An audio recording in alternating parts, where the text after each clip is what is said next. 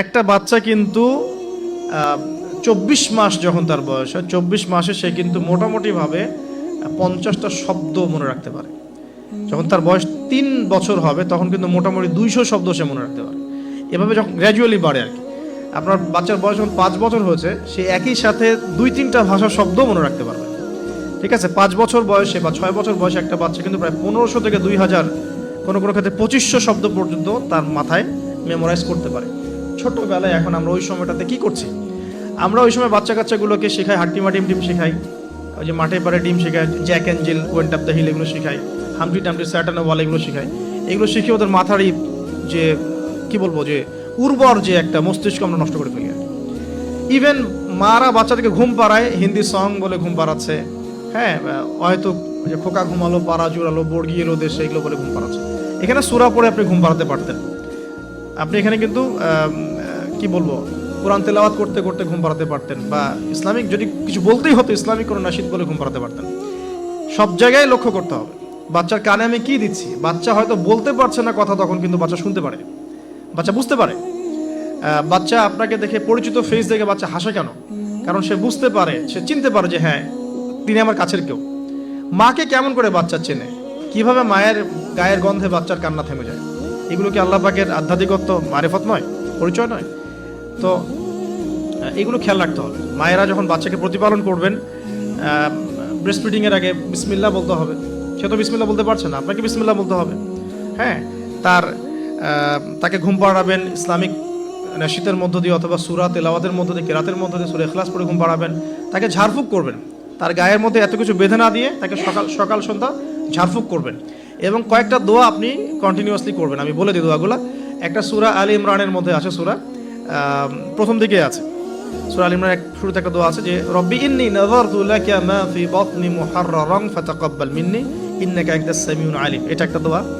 আর একটা, এটাও সূরা আলী ইমরানে আছে প্রথম দিকেই, যে রব্বি হাবলি মিন লাদুনকা যুররিয়াতান তাইয়্যিবা ইন্নাকা সামিউদ দুআ। এটাও একটা দোয়া আছে সূরা আলী ইমরানের প্রথম দিকে। সূরা ফুরকানের 74 নম্বর আয়াতে একটা দোয়া আছে, রব্বানা হাব লানা মিন আজওয়াজিনা ওয়া যুররিয়াতিনা কুররাতা আ'ইউন ওয়াজআলনা লিল মুত্তাকিনা ইমামা। এগুলো আপনি করবেন। আর বাচ্চাকে কি করবেন? ইমাম হাসান এবং হুসাইন রাদিয়াল্লাহু আনহুমাকে রাসূল সাল্লাল্লাহু আলাইহি ওয়াসাল্লাম যা করতেন, ইমাম হাসান হুসাইন রাদিয়াল্লাহু আনহুমাকে নিয়ে আসলে রাসূল সাল্লাল্লাহু আলাইহি ওয়াসাল্লাম বলতেন যে উঈযুকুমা। দুজন ছিলেন, এজন্য বলতেন উঈযুকুমা। যদি একজন হয় এবং সে যদি ছেলে বাচ্চা হয় তাহলে আপনি বলবেন উঈযুকা। আর যদি একজন মেয়ে বাচ্চা হয় তাহলে বলবেন উঈযুকি। বুঝতে পারছি? একজন মেয়ে বাচ্চা হলে উঈযুকি, একজন ছেলে হলে উঈযুকা, দুজন হলে বলবেন উঈযুকুমা। তো উঈযুকা দিয়ে শুরু করলাম। তো উঈযুকা বিকালিমাতিল্লাহি তাম্মা মিন কুল্লি শাইতানিন ওয়া হাম্মা ওয়া মিন কুল্লি আইনিন লাম্মা। এই দোয়াগুলো পড়ে বাচ্চাকে ঝাড়ফুঁক করতে হয়। বদ নজর লাগতে পারে, চোখের নজর লাগতে পারে। তো এই দোয়াগুলো করা, পাশাপাশি সূরা ফালাক, নাস, ইখলাস এগুলো পড়ে ঝাড়ফুঁক করা, সূরা ফাতিহা পড়ে ঝাড়ফুঁক করা, বাচ্চা ভালো থাকবে ইনশাআল্লাহ। বাচ্চাকে যে ঘরে রাখবেন সেখানে কোনো প্রকার ছবি মূর্তি রাখবেন না। বাচ্চা রাত্রেবেলা ভয় পেয়ে কাঁদতে পারে, এগুলো করতে যাবেন না। ফিডিংটা ভালো দিবেন, ব্রেস্ট ফিডিং চেষ্টা করবেন। যদি কোনো কারণে মায়েদের কোনো প্রবলেম থাকে সেটা ডিফারেন্ট ইস্যুস, তবে ব্রেস্ট ফিডিংটাই চেষ্টা করবেন। এতে মায়ের সাথে বাচ্চার একটা অন্তরঙ্গ সম্পর্ক তৈরি হবে, এটা বাচ্চার হক। এবার বাচ্চা যখন বড় হচ্ছে ওকে আজে বাজে কিছু শেখাবেন না। আস্তে আস্তে কথা বলা শিখবে, পরিবেশ পরিস্থিতি বোঝা শিখবে। তাকে সময় দিবেন, এক নাম্বার তাকে সময় দিবেন, তার সাথে গল্প গুজব করবেন, তাকে নিয়ে ঘুরবেন, তার সাথে খেলবেন। হ্যাঁ, তাকে আনন্দ দিবেন। আপনি আপনার টাইমের একটা অংশ তার জন্য ফিক্স রাখবেন, বাচ্চার জন্য ফিক্স রাখবেন। আর সব দায়িত্ব শুধু মায়ের উপর ছেড়ে দিবেন না, পুরুষের উপর অনেক দায়িত্ব আছে। এবার গ্র্যাজুয়ালি সে বড় হবে, পিতার সময় পিতার হকটা যেন পিতার থেকে পায়, মায়ের হকটা মায়ের থেকে পায়। এবার শিক্ষার কথা আসবে। ওকে এমন জায়গায় পড়াবেন না যেখানে পড়ালে তার কোচি আত্মাটা নষ্ট হয়ে যায়। ফার্স্ট অফ অল পরিবারের পরিবেশ ঠিক করলাম। এখন ওকে যদি বাইরে পাঠাচ্ছি, আমি বাইরে এখন কোথায় পাঠাচ্ছি? আমি তাকে বাইরে যদি এমন জায়গায় পাঠাই যেখানে গেলে তার কোচি আত্মাটা নষ্ট হয়ে যাবে, সে সেক্সুয়াল হ্যারাসমেন্টের শিকার হবে, সে ফ্রি মিক্সিং শিখবে, সে হামটি ডামটি এসব শিখবে, অন ইসলামিক কালচারে অভ্যস্ত হবে। হ্যাঁ, এমন হয়ে যাবে আমার বাচ্চা লাইলাতুল কদর চিনে না, 31st নাইট চিনে, তারপর তো সমস্যা। তাহলে ওকে আমাকে পড়াশোনার ক্ষেত্রে এমন এনভায়রনমেন্ট দিতে হবে যে এনভায়রনমেন্টটাতে সে দুনিয়ার জ্ঞানগুলো অর্জন করতে পারে, পাশাপাশি পরকালীন জ্ঞান অর্জন করতে পারে। আল্লাহকে চেনে, রাসূলকে চেনে, কোরআনকে চেনে, হাদিস সুন্নাহ এগুলো যেন চেনে এবং জানে। এই জন্য ইনস্টিটিউশন কোথায়, প্রশ্ন হচ্ছে এটা। এখন যদি থাকে আলহামদুলিল্লাহ, খুব ভালো। যদি না থাকে, আমাদের পরবর্তী প্রজন্মকে বাঁচানোর স্বার্থে হলেও আমাদেরকে এরকম প্রতিষ্ঠান গড়ে তুলতে হবে। কারণ যেগুলো আছে সেগুলোকে আপনি চেঞ্জ করতে পারছেন না। যদি মাদ্রাসা দিয়ে দেন, ম্যাক্সিমাম মাদ্রাসা একমুখী শিক্ষা দিয়ে দিচ্ছে, কম্বাইন্ড এডুকেশন এখানে খুব একটা পাওয়া যাচ্ছে না। যেটা পাওয়া যায় সেটা প্রয়োজনের তুলনায় নিতান্তই কম। যারা ওয়ার্ল্ড ডিল করেন তারা বুঝতে পারবেন। আবার সেকুলার জায়গায় দিয়ে দিলে কি হবে, সে তো ইসলাম থেকে টোটালি ডিটাচড হয়ে গেল। তো প্রতিষ্ঠানের রিফর্ম করতে হবে, অথবা নতুন করে গড়ে তোলার চেষ্টা করতে হবে, বা সিলেবাসে পরিবর্তন আনার চেষ্টা করতে হবে।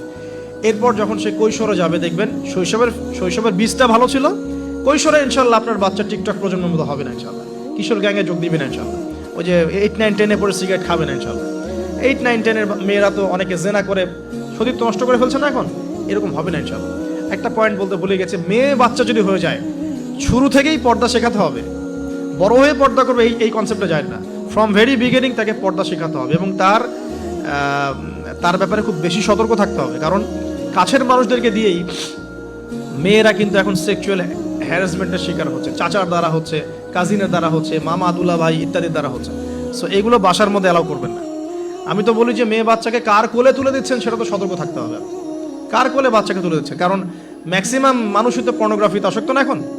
ওর কাছে তো বাচ্চা কিছুই না, বাচ্চা মানে ওর কাছে একটা বস্তু, ও তো বাচ্চাকে পেলেও রেপ করে রেখে দিবে একেবারে। এটা হচ্ছে না অ্যাভেলেবল এখন। সো বাচ্চা মেয়েদের ক্ষেত্রে আরও বেশি সতর্ক থাকতে হবে। প্রয়োজনে মহিলাদের স্বতন্ত্র মাদ্রাসা গড়ে তুলে সেখানে আপনার মেয়েকে পড়াশোনা করান, এবং আপনার স্ত্রীকে সেই মাদ্রাসায় দায়িত্ব দেন। আপনার স্ত্রীকে সেখানে কাজে ইনভলভ করেন যেন সে মনিটর করতে পারে।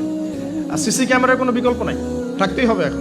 এখন এই যুগ চলছে আর কি, সিসি ক্যামেরার কোনো বিকল্প নাই, রাখতে হচ্ছে। ঠিক আছে? তো বাসায় কাদেরকে অ্যাক্সেস দিচ্ছেন, কাকে দিচ্ছেন না, পুরো বিষয়গুলো ঠান্ডা মাথায় ডিল করে আপনাকে আগাতে হবে। মেয়ে বাচ্চার ক্ষেত্রে অতিরিক্ত সতর্কতার কথা আমি বলছি আর কি। আর ছেলে বাচ্চার ক্ষেত্রে সতর্ক থাকবো কেন, বাইরের পরিবেশ তো আর আমার বাড়ির মতো না। বাইরের পরিবেশে গিয়ে যখন দেখবে যে মিথ্যা বলে কিছু আছে, প্রতারণা বলে কিছু আছে, ওকে কেউ ধমক দিচ্ছে, কেউ তাকে সেক্সুয়ালি টাচ করছে, ব্যাড টাচ গুড টাচ, ও বোঝার ক্ষমতা কিন্তু ওর আছে কোনটা ব্যাড টাচ কোনটা গুড টাচ। এখন ও তো ভিতর থেকে ডিস্ট্রয়েড হয়ে যাবে। তখন কি হবে, এখানে সলিউশনটা কি হতে পারে, আপনাকে অ্যাজ এ ফ্রেন্ড জগৎটা থেকে বুঝাতে হবে যে বাবা মা, আসলে জগতে ভালো মানুষও আছে, পচা মানুষও কিন্তু আছে। ভালো কাজ যেমন আমরা যেমন নামাজ পড়ি, আমরা যেমন এইগুলো ভালো কাজ করি, পচা কাজও মানুষ করে। মানুষ কিন্তু এই করে। বাচ্চা কিন্তু প্রশ্ন করবে, বাবা এটা কেন, ওটা কেন, আব্বু এটা কেন, ওইটা কেন। সব প্রশ্নের উত্তর আপনাকে দিতে হবে। সব প্রশ্নের উত্তর দেওয়ার মতো আপনার ধৈর্য থাকতে হবে। কারণ আপনার ডিউটিটা কিন্তু বাইরে শেষ না, জব সেক্টর ডিউটি শেষ না। বাসায় ঢুকবেন, ডিউটি শুরু হবে। বাসায় ঢোকার পর ডিউটি শুরু হবে। মেয়ে প্রশ্ন করবে, মেয়েকে নিয়ে ঘুরবেন, কথা বলবেন, তাকে জগৎ চিনাবেন। হ্যাঁ, আমার মেয়ে আমাকে বলছিল যে বাবা আমরা যে এরকম করে কাপড় পরি, ওই মেয়েগুলো যে কাপড় পরে নাই, কি অ্যান্সার দিব আমি? তো বললাম যে আম্মু আসলে তাদের বাবা মা মনে হয় তাদেরকে এভাবে শিখায় নাই। আমরা যেমন তোমাদেরকে শিখাইছি, তাদের বাবা মা শিখায় নাই। ও মসজিদে যেতে খুব পছন্দ করে। মসজিদে যখনই যাই নিয়ে যান, আপনারাও নিয়ে যাবেন। আর আমাদের সমাজে তো মসজিদে নিয়ে গেলে ধমক দেয়, হ্যাঁ, ডিস্টার্ব হয়। আর টার্কির মতো জায়গায় দেখবেন, টার্কিতে মসজিদে ঢুকলে চকলেট দেয়, গিফট দেয়। নববীতেও, এখন নবী হারামেও ছেলেমেয়েরা দৌড়াদৌড়ি করে খেলে বেড়ায়, মানুষ নামাজ পড়ছে, কোনো সমস্যা নেই। নামাজ আমার এতই দুর্বল যে একটা বাচ্চার দৌড়াদৌড়িতে আমার নামাজ ছুটে যাবে? আশ্চর্য কথা। হাসান হোসেন রাদিয়াল্লাহু আনহু মসজিদে দৌড়াতেন, খেলতেন। রাসূল সাল্লাল্লাহু আলাইহি ওয়াসাল্লাম খুতবা থামিয়ে দিয়ে তাদেরকে কোলে নিয়ে এসে আবার খুতবা দিয়েছেন। সেজদা করতেন তিনি, পিঠের মধ্যে ইমাম হাসান, ইমাম হোসেন রাদিয়াল্লাহু আনহুম তারা উঠতেন, উঠে বসতেন। তিনি সেজদা লম্বা করতেন যাতে তাদের ডিস্টার্ব না হয় খেলাধুলা। যে প্রিয় ভাইরা, বাসার এনভায়রনমেন্টটা ঠিক করতে হবে। পাশাপাশি বাইরে যখন আমি পড়াবো, আমাকে পড়ার উপযুক্ত এনভায়রনমেন্ট দিতে হবে। জগতের যে অপারগতা, অসারতাগুলো আছে, মিথ্যা, প্রতারণা, হাবিজাবি, বেপরদামি, এগুলো ওদের সাথে ডিসকাস করে অ্যাজ এ ফ্রেন্ড আপনাকে এগুলো উত্তর দিতে হবে। তারপরে সে কৈশোরে গেলে ইনশাল্লাহ বিভ্রান্ত হবে না। তাকে ফিজিক্যালি শেষ করে দিয়ে 2 মিনিট তাকে ফিজিক্যালি স্ট্রং করার চেষ্টা করবেন। তার খাবার যেন মানে নিউট্রিয়াস খাবার সে পায় সেটা ইনশিওর করবেন। তার বাসায় যেন এডিকশনে না পড়ে, স্মার্টফোন, ল্যাপটপস, এই যে এইগুলো কার্টুনস, এগুলো এডিকশনে না পড়ে খেয়াল রাখবেন। ইসলামিক এনভায়রনমেন্ট তৈরি করেন, প্রয়োজনে ইসলামিক কার্টুনস দেখান, হ্যাঁ, ইসলামিক কালচারে বড় করেন। পিতামাতার মধ্যে সম্পর্কটা যেন হৃদ্যতার, ভালোবাসার থাকে, এটা খেয়াল রাখেন। কারণ এগুলো বাচ্চা ফলো করবে যে আপনি কীভাবে আপনি ওয়াইফের সাথে কথা বলেন, কীভাবে আপনি ডিল করেন। নামাজে গেলে বাচ্চাকে নিয়ে যান, ইসলামিক কনফারেন্সগুলোতে বাচ্চাকে নিয়ে আসবেন। মানে প্রতিটা ক্ষেত্রেও কি ইনভলভ করতে হবে আর কি। এভাবে আস্তে আস্তে যখন সে দেখবেন টিনেজে চলে গেছে, তখন সে ভালো মন্দ নিজেই বোঝা শিখবে। এরপর ইনশাআল্লাহ তাআলা দেখবেন ওই বাচ্চা ছোটোবেলায় দেখবেন তার হিপস কমপ্লিট হয়ে গেছে, মাশাআল্লাহ, ভালো ইনস্টিটিউশনে পড়েছে, সে হাদিসের ইবারত করতে পারে, হাদিস বোঝে, বাংলা, ইংরেজি, অঙ্ক, সায়েন্স সবই বোঝে। সে কিন্তু ডিনামাইট হবে ইনশাআল্লাহ। তারপরে তারপর তাকে লাইফের অ্যাম্বিশন শেখাতে হবে। তোমার লাইফের রিজিকের টেনশন তোমাকে করতে হবে না। তুমি তোমাকে আল্লাহ সৃষ্টি করেছেন আল্লাহর দাসত্ব করার জন্য, আল্লাহর জমিনে তার দিন প্রতিষ্ঠার জন্য। তোমার কাজ এখন আল্লাহর জমিনে আল্লাহর দিনকে প্রচার প্রতিষ্ঠা করা। বাকি বিষয় আমরা দেখবো ইনশাআল্লাহ। এভাবে কি পিছন থেকে সাপোর্ট দেন, ইনশাআল্লাহ তাআলা দেখবেন সে এই উম্মার নেতৃত্ব দানকারী যোগ্য নেতা এবং ইমাম হিসেবেই বড় হয়ে উঠবে ইনশাআল্লাহ তাআলা। আমরা দোয়া করি, রব্বানা হাব লানা মিন আজওয়াজিনা ওয়া যুররিয়াতিনা কুররাতা আ'ইউন ওয়াজআলনা লিল মুত্তাকিনা ইমামা।